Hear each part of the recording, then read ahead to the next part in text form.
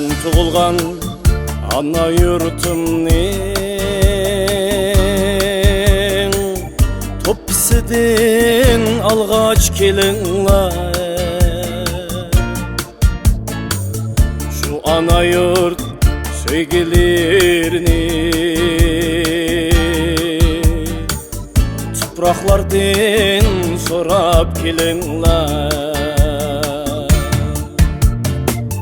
Şu ana yurt sevgilerini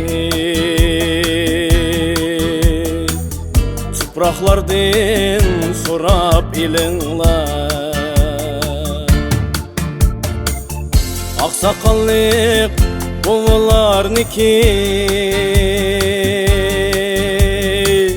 dertlerini anlap kelinglar. Ak yağlıqlık mumlarniki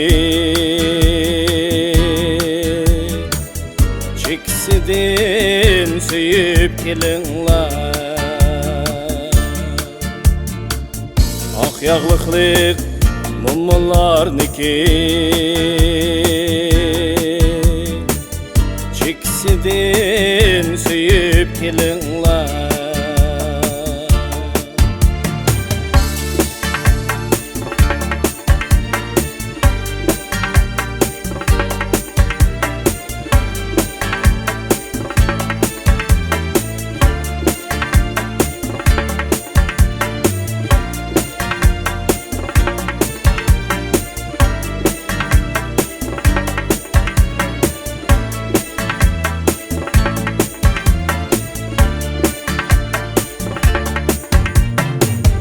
Şu büdürük sebi ballarning